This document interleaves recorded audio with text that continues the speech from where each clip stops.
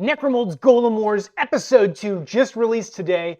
It's titled Decay of the Toothlands, and it features Igneous versus Netch battling it out in the necropolises of Cromlech. Here is the scenario all set up. I haven't made the armies yet, but you can see Netch starts over here in this corner, Igneous starts over here in the opposite corner, and the goal for Netch is to find 2 artifacts hidden on this map and escape through the exit route, which is that gateway. To find an artifact, Netch just needs to be a close distance from one of the objective markers, and he can make a dice roll to see if he gets the artifact. And if he does get an artifact, it's going to be a random one. So the player gets to draw a random artifact, and there'll be up to 5 artifacts in this game, so it gets a little crazy. Now, normally in Necromolds Call to Arms, you start with your soul card at the beginning of the game. But in this scenario, what we're doing is the first time you roll the soul symbol on your command die, you draw a soul card and you actually assign it to your spellbook that is in combat. So if my Petripod was fighting and I rolled the soul symbol, I now draw this card, the Perdition Reaper, and that soul has now possessed all of my Petripods, and now they gain the abilities listed on that soul card.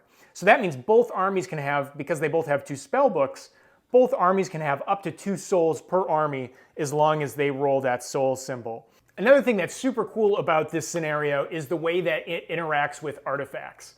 So in the normal game of Call to Arms, each army gets an artifact at the beginning of the game, and then you essentially keep that artifact the whole game. So if your monster gets smashed, you just take the artifact back, and then you redeploy it at the start of the next round. In Call to Arms, you've got your Necromold monster. I got a little Insectomite here, who's armed with the artifact. And let's say that monster got smashed, right? So I'm going to go ahead and smash that Insectomite right now. There we go. We got a fun little bat. So instead, in Decay of the Toothlands, you're going to drop that artifact right on that smashed monster just like that. If it was a ranged attack, it just drops like that. If it was a melee attack, the monster who won the combat can actually steal that artifact from you, so they can take the artifact right away. And in Decay of the Toothlands, you can control more than 1 artifact at a time. So if your Insectomite was decked out with 3 artifacts and failed a combat roll and got smashed, the melee winner can steal all 3 of those artifacts. So check out Decay of the Toothlands. It's now available on our website, necromolds.com/golemwars. Play this scenario, and most importantly, share your battle results via the community poll that you'll find on the bottom of the website.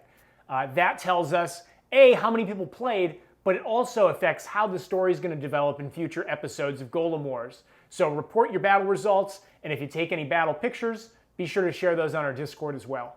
And I will see you in the Golem Wars.